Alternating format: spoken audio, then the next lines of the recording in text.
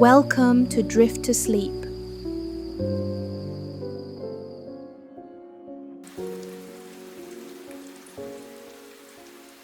Tonight, we'll leave the day behind and drift somewhere peaceful together. Take a slow breath in and let it go. Feel the room around you become quiet and soft. Let your thoughts loosen, one by one. Let the day become distant. Tonight, we are going to an island, a very small island, a peaceful island, an island where moon moths glow in the dusk, where warm pools hold the stars, and where every breeze carries a lullaby. The story you're about to hear is called The Moth of Lullaby Isle. You may simply rest and listen. The waves are gentle, the night is kind, and the story will move slowly like a moth through silver light. Far out on a calm southern sea, beyond the roots of ships and the cries of busy harbours, there was a little island called Lullaby Isle. It was so small that from the highest hill, one could see the entire shore. To the east were pale cliffs where swallows nested. To the west was a beach of fine white sand.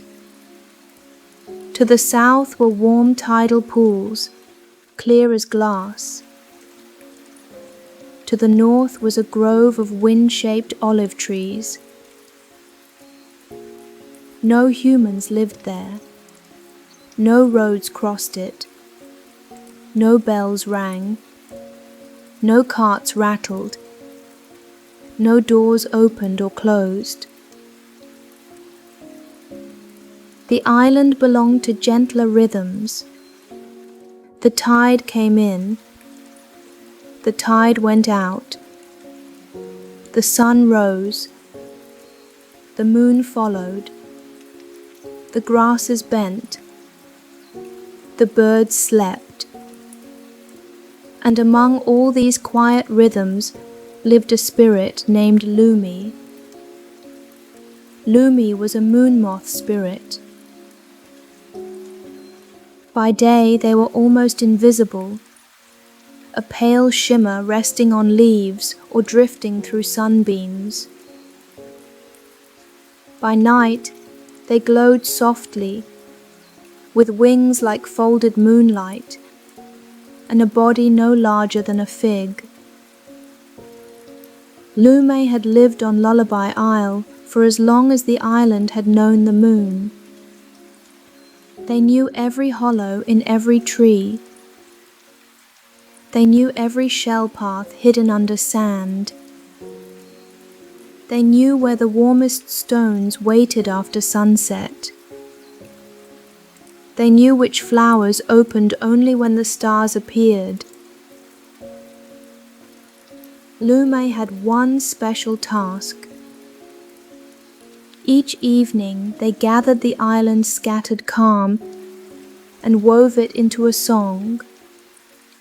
Then they carried the song from shore to shore, helping every creature settle into sleep.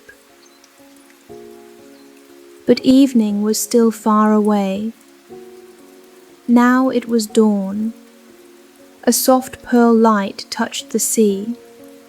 The horizon blushed pink. Small waves folded themselves gently onto the western beach. Lumi woke inside a bellflower. The flower hung from a low vine near the olive grove. Its petals were lavender blue, and its cup was just wide enough for a moon moth spirit to sleep curled inside. When the first sunlight entered the flower, Lumi opened their silver eyes. For a moment they did not move. They listened. The island was waking. A lizard shifted on a warm stone. A swallow chirped from the cliff.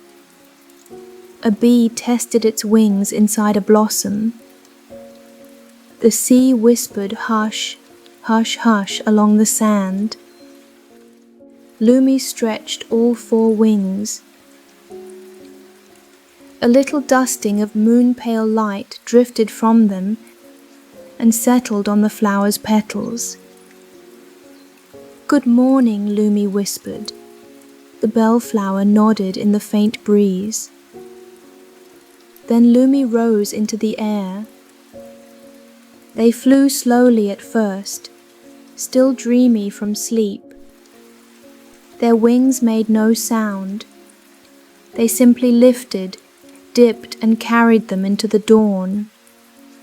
Above the olive grove, the air smelled of leaves, salt and sun-warmed bark. The trees were old and twisted, with silver undersides to their leaves. When the wind moved through them, they flashed like tiny fish. Lumi loved this hour. Everything was beginning, but nothing was rushing. The whole island seemed to breathe in. Every morning, Lumi made a round of the island. Not because anyone demanded it, not because there was danger, but because small greetings mattered. First, they visited the cliff swallows. The swallows lived in little mud nests tucked into the pale eastern rock. At dawn, they were already busy, darting in and out with cheerful calls. Lumi hovered near the cliff face. "Good morning," they sang in a voice too soft for humans to hear. The swallows answered with bright chirps. One young swallow, still sleepy, had a feather sticking straight up on his head. Lumi drifted close and smoothed it down with one delicate wing. The swallow blinked, then tucked himself beneath his mother's warm side. Next, Lumi flew to the herb slope. Wild thyme grew there. So did rosemary, fennel, and tiny yellow flowers that smelled faintly of honey. Dew clung to everything. Lumi touched each dewdrop gently. Where their wing brushed water, the drops shone for a moment with pale light. This helped the bees find them. Bees like to drink dew in the morning before beginning their work. Soon the first bee arrived. She landed heavily on a thyme stem and drank. "Thank you," hummed the bee. "You are welcome," whispered Lumi. Then Lumi went to the warm stones. The stones lay in a circle near the southern shore. They were smooth and flat, and they held heat better than anything else on the island. The old tortoise, Maro, slept there most mornings. Maro was older than many trees and slower than clouds. His shell was patterned with soft brown and gold. When he opened his eyes, he always seemed to be waking from a very wise dream. Today, he was not yet awake. Lumi settled on the edge of his shell. "Maro," they said gently, "the sun has arrived." The tortoise opened one eye. "Already?" "Yes." "Did it come quietly?" "Very." "Good," said Maro. He stretched one wrinkled leg, then another. Lumi waited patiently. It took Maro a long time to become fully arranged for the day. When he was ready, Lumi guided a little sunbeam onto the flattest part of his shell. Maro sighed happily. "There," he said, "that is thoughtful." After Maro, Lumi visited the tidal pools. At low tide, the southern rocks held pools of clear, warm water. Tiny fish flashed inside them. Pink shells rested in the sand. Sea anemones opened like soft flowers. Lumi hovered over the largest pool and looked down. The water reflected their pale wings. Below, a small silver fish swam in circles. "You are making a whirlpool," Lumi said. "I am practicing being a moon," said the fish. Lumi considered this. "You are very shiny."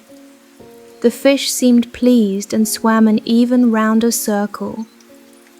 Lumi moved from pool to pool, greeting crabs, shells, shrimp, and little plants that waved beneath the water. In one pool, they found a starfish turned upside down. "Again?" Lumi asked kindly. The starfish said nothing, as starfish often do. Lumi called to a passing crab. Together, with much careful pushing, they helped the starfish roll over. The starfish settled comfortably on the sand. A tiny bubble rose from beneath one arm. Lumi chose to interpret this as thanks. By the time the morning round was complete, the island was fully awake. The sun was warm. The swallows were flying. The bees were humming. The tide was breathing in again. Lumi drifted toward the center of the island, where the silver grass grew. The silver grass covered the island's middle hill. Each blade was pale green on one side and shining white on the other. When the wind moved across it, the hill rippled like water under moonlight, even at noon. Lumi liked to rest there after morning greetings. They settled on a blade of grass and let it sway beneath them. Back and forth, back and forth. The motion was soothing. For a while, Lumi watched clouds pass overhead. There were 3 clouds today, one shaped like a sleeping seal, one shaped like a bowl of cream, one shaped like nothing in particular, which was often the most restful kind. As the day warmed, Lumi felt their wings grow drowsy. Moon moth spirits do not sleep exactly as people do. They drift. They let part of themselves become breeze, part become light, and part remain just awake enough to hear the island. So Lumi drifted. They listened to the low hum of bees, of grass, the far hush of waves, the tiny scratch of Maro's feet on stone. All was well. But after a while, a new sound reached them. Tap, tap, tap, tap. Lumi opened their eyes. The sound came from the northern olive grove. It was not loud. It was not alarming. It was simply unfamiliar. Lumi rose and flew toward it. The grove was cool and dappled. Sunlight slipped through the leaves and made little moving coins on the ground. The air smelled of olives, dust and warm wood. Tap. There it was again. Near the oldest tree, Lumi found a small object caught between 2 roots. It was a little wooden box. The box was no bigger than a pomegranate. It was made of dark polished wood, with a clasp shaped like a shell. It looked very old and very tired, as if it had travelled a long way. Tap. The sound came from inside. Lumi landed on the root beside it. "Hello?" they whispered. Tap, tap. Lumi touched the clasp with one wing. The box opened. Inside was a single glow, not a flame, not a firefly, not a star. It was a memory. Lumi knew memories. The island held many of them. Old rain, old sunlight, old nests, old songs. But this memory was from somewhere else. It smelled faintly of cedar chests, wool blankets and ink. Inside the glow, Lumi saw a room. A quiet room with blue curtains, a child asleep in a bed, an old woman sitting nearby, humming softly while knitting. Rain touched the window, a small lamp burned on a table. The humming was gentle. Lumi leaned closer. The memory's song was beautiful, but it was fraying at the edges.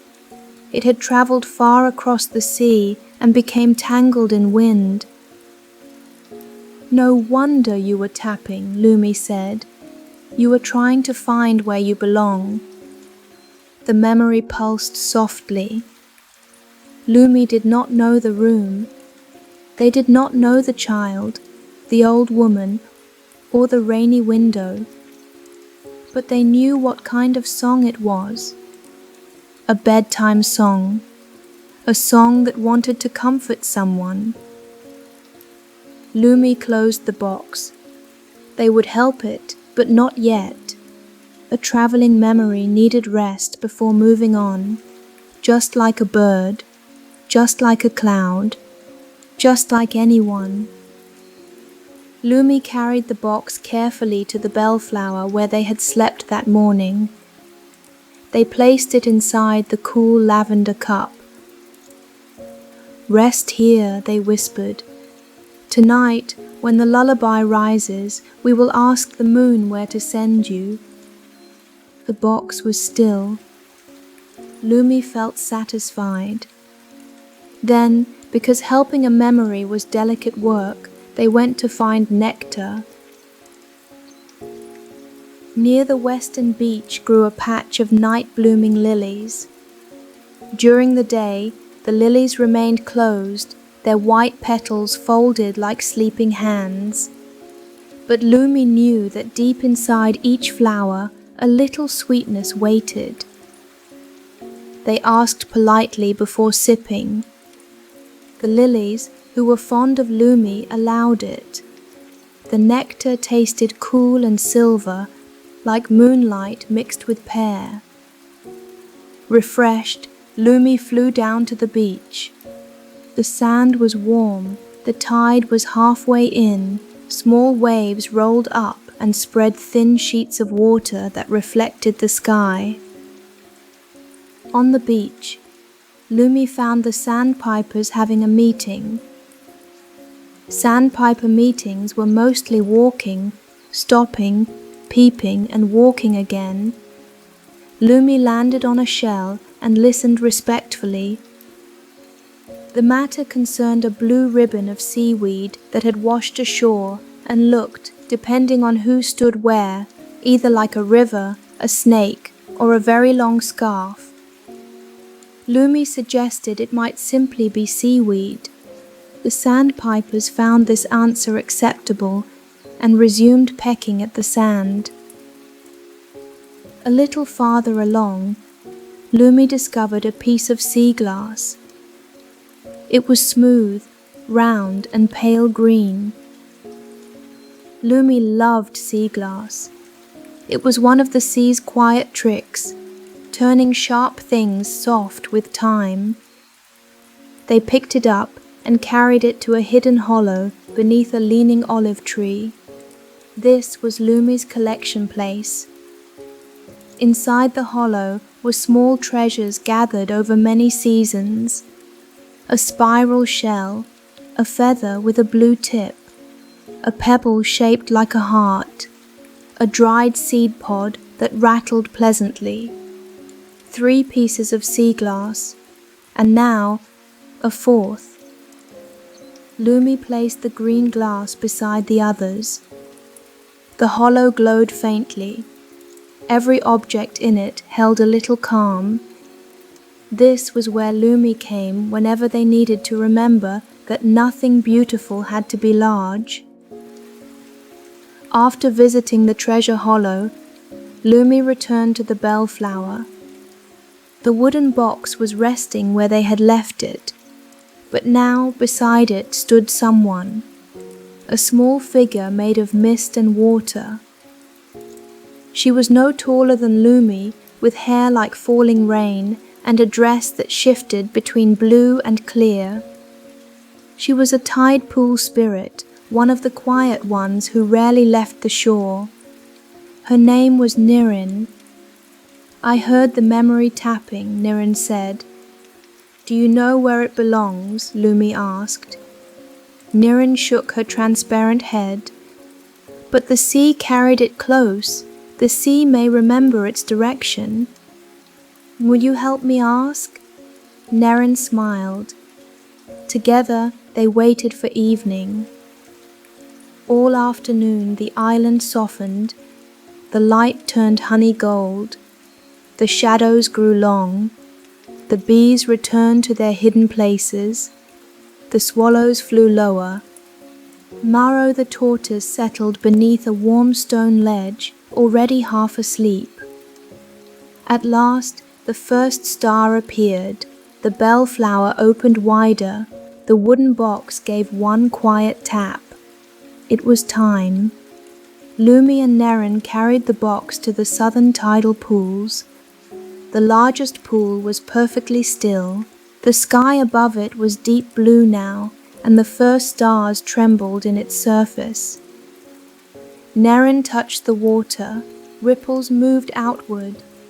The sea remembers many roads, she whispered, but it speaks slowly. Lumi opened the box. The memory rose.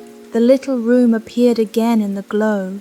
Blue curtains, sleeping child, knitting hands, rain on glass, the old humming song.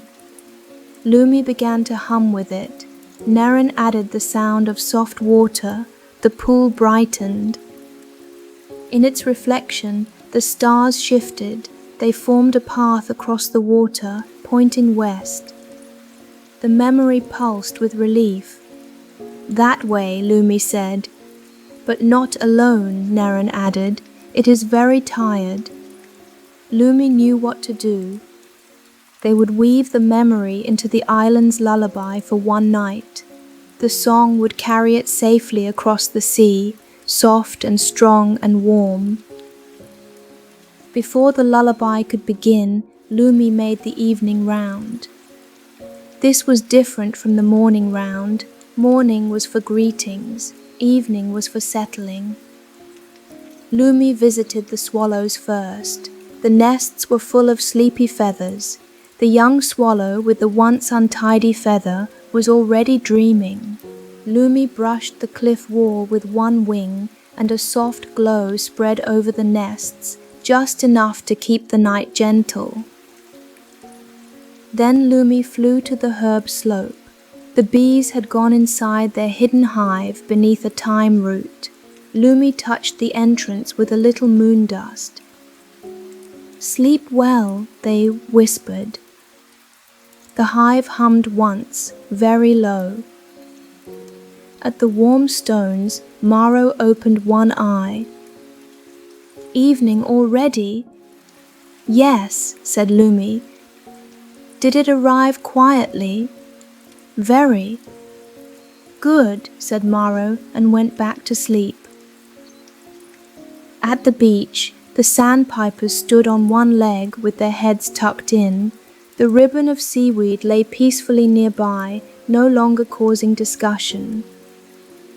At the tidal pools, fish floated in sheltered corners. The starfish was still the right way up. The crab who had helped earlier was tucked beneath a shell. Nguyen waited beside the largest pool, holding the memory glow in both hands. Lumi rose into the air. The moon lifted over the sea, full and round, creamy and calm, bright enough to paint the waves silver. Lumi's wings began to glow.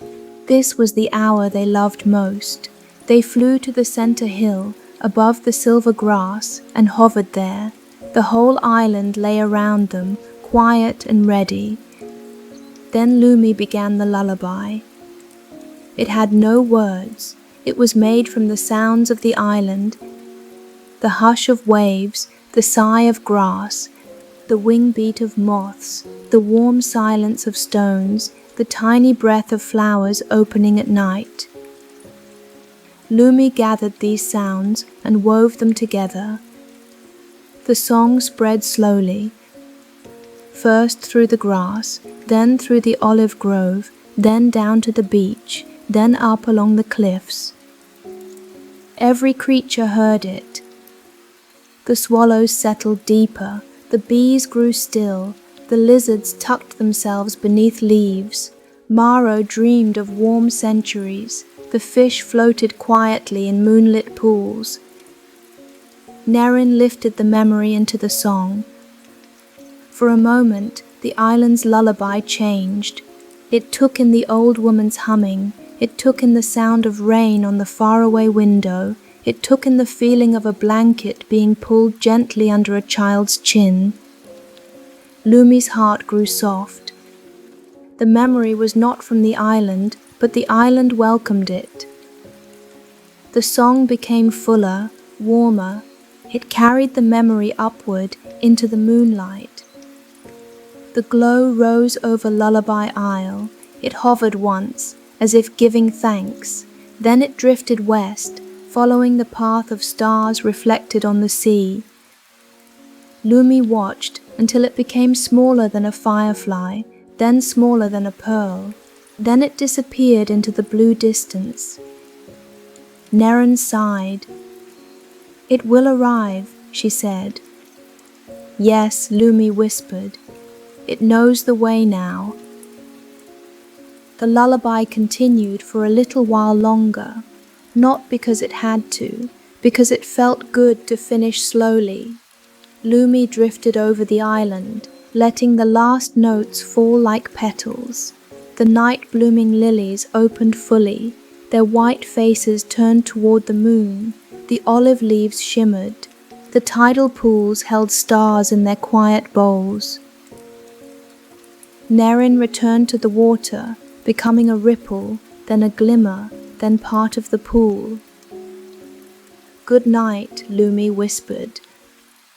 The pool answered with one small silver bubble. Now the island was asleep, all except Lumi. They flew once more to their treasure hollow. The new piece of green sea glass shone in the moonlight. Lumi rested beside it for a moment, thinking of the traveling memory. Somewhere far away, perhaps, a person would sleep more peacefully tonight. Perhaps they would dream of blue curtains, knitting needles, rain, and a song they had almost forgotten. That was enough. Lumi left the hollow and returned to the bellflower. The flower waited open beneath the stars. Lumi settled inside. Its petals curved around them like a soft room. The air smelled of lavender, salt, and night. From the shore came the slow breathing of the tide. In, out, in, out. Lumi folded their wings. Their glow dimmed to a small pearl light. Tomorrow there would be another dawn, more dew to brighten, more sleepy feathers to smooth, more tiny island matters to tend. But now there was only rest. The moon watched over the sea watched over the island watched over every sleeping creature. And in the bellflower, the moon moth spirit closed their silver eyes. The last trace of the lullaby drifted through the grass.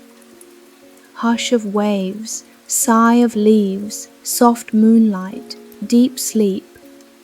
Lullaby Isle rested beneath the stars, peaceful, silver, still, until morning.